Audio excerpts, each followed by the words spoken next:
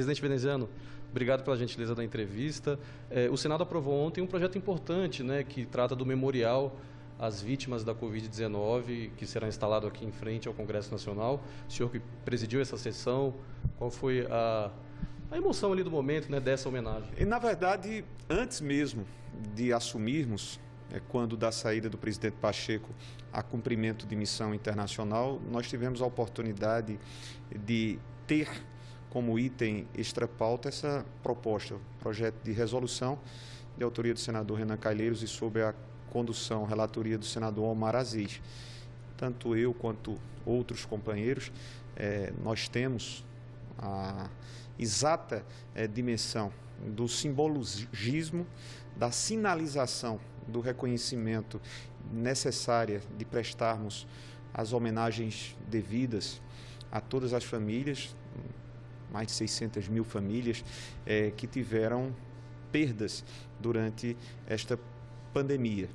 E eu disse, como disse também o presidente Rodrigo Pacheco, que além desta homenagem física através de um memorial que haverá de ser constituído, pensado, proposto e projetado aqui no Senado, nós levamos a todos aqueles que depois de nós estarão presentes, historiando esse lastimável episódio que se abateu sobre o mundo e sobre o país, sobre o nosso Brasil, de uma forma absurda e muito por força da péssima condução que o governo federal teve em relação à pandemia, que nós sempre estejamos a recordar, a lembrar e a nos corrigir e a exigir que episódios, tomara que não se repitam, mas que quaisquer episódios dessa natureza tenham comportamentos diferentes, tenham comportamentos responsáveis por parte do Poder Executivo, por parte daquele que teria a missão de dar convergência às iniciativas. Então, eu fiquei feliz, o Senado fica feliz de prestar uma singela, mas sinalizadora homenagem a todas as vítimas. E senador, como o senhor falou, né, o Brasil deve chegar essa semana a 600 mil mortos, né, um número trágico, né? É uma maneira de manter viva, né, a memória dessas pessoas. É exatamente isso, ou seja, tem o condão de registrar fisicamente, mas tem um fator pedagógico de sempre estar a provocar-nos, a nós todos, não apenas agentes públicos, agentes políticos, mas a sociedade de uma maneira geral, a como não se deve conduzir e se comportar em situações como essa.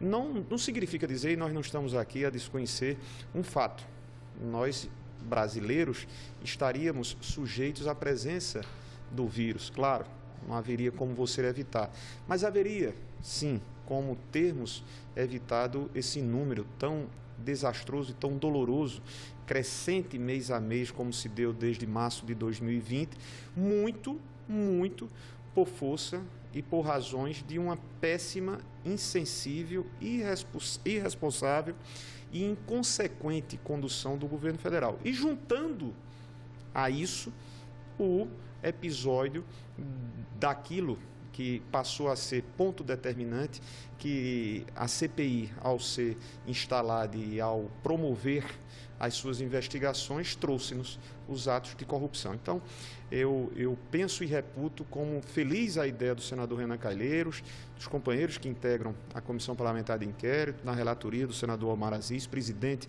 da CPI, e a sensibilidade do presidente Rodrigo Pacheco de pautar pauta esse item. E preciso lembrar, né, também, presidente, que a pandemia não acabou, né? As pessoas têm que manter os cuidados, evitar aglomerações, não é? É necessário dizer...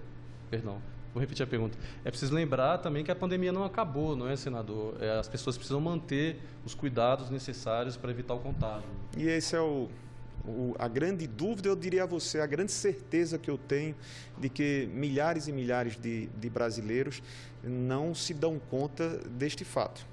Nós temos exemplos, vocês devem ter, os amigos da TV Senado devem ter exemplos que mostram que muitos, milhares de concidadãos imaginam que nós já tenhamos vencido esse processo pandêmico, quando, na verdade, nós ainda não passamos dessa transição. Muito antes, pelo contrário, nós temos números que mostram que os cuidados devem ser mantidos. Os usos das máscaras, a necessidade de nos mantermos com certa distância, muitos pensam que não, né? Até em face de nós já estarmos vendo, claro, com a exigência do certificado de vacinação, eu penso que é uma medida certa que alguns governos estaduais, alguns governos municipais, mas sem que deixemos de observar a necessidade de critérios e ainda de atendimento a alguns rigores, porque, afinal, a variante Delta, ela presente está há cerca de 3 meses, isso termina trazendo, né, de forma já cabal, de forma já concreta e convincente, a superlotação, né, de leitos hospitalares, que podem até não ter a gravidade e a letalidade, mas termina por prejudicar a outros cidadãos, pacientes que tenham problemas diferentes, que não contaminação pela Covid. Então, é importante que nossos amigos, que nossas amigas que acompanham-nos na TV Senado e que a TV Senado, que historicamente sempre faz um trabalho pedagógico, educativo, conscientizador, também continue a mostrar que os riscos continuam a nos ladear. Presidente, o senhor também é relator de um projeto que, de certa forma, também trata dos efeitos dessa pandemia, que foi observado que é um aumento da violência doméstica, né? Foi observado isso em todo o país. O senhor é relator desse projeto, ele seria pautado essa semana, parece que passou para a semana que vem, né? Você poderia falar um pouco desse projeto? Posso, e com a alegria de ter tido a designação do presidente Rodrigo Pacheco. Esse projeto, na verdade, o seu relatório já está concluído desde a semana retrasada. Houve um pedido para que nós trouxéssemos para esta semana e, por força da ausência do seu autor, querido amigo senador Jorge Cajuru, que está convalescendo de um procedimento cirúrgico, nós resolvemos, em homenagem ao senador Jorge Cajuru, para que ele possa estar a discutir também como autor, a fazê-lo na próxima quarta-feira como item 1. E é um projeto, como você bem menciona, que o senador Jorge Cajuru propôs, fazendo algumas mudanças, especificamente no Código do Processo Penal, no Código Penal, falando sobre violência doméstica e familiar, nessa abrangência, né? Além daquelas preocupações que legislações existentes, principalmente a Lei Maria da Penha, há cerca de 15 anos entre nós e que tem sido importante, mas sabidamente os números continuam a nos estarrecer, violências praticadas contra as mulheres, contra idosos, contra crianças. Esse projeto, ele traz previsões mais fortes, mais incisivas, legais, dando ênfase àquilo que já está, de certa forma, previsto, como é o caso da decretação de prisão preventiva nos descumprimentos de medidas cautelares e protetivas, e situações outras previstas no Código de Processo Penal. Muda o nome iuris da lesão corporal, né? Ou seja, é lesão resultante de violência doméstica e familiar. Nós, na justificação, falávamos sobre essa pertinência, até para que fôssemos mais pedagógicos nesse sentido. Eu penso que é um projeto importante, um projeto que já acolheu, né, os apoios das lideranças, particularmente a liderança da bancada feminina, e quarta-feira devemos estar a aprová-lo. Senador, o senhor preside essa semana o Senado, né? Qual a expectativa do senhor para as votações dessa quarta e quinta-feira, uma pauta extensa? Nós ficamos muito felizes e honrados ao cumprir aquilo que regimentalmente cabe-nos no instante em que há a ausência, e no caso, missão internacional do presidente Rodrigo Pacheco. Ontem tivemos literalmente um marco, que foi o de podermos estar a fazê-lo.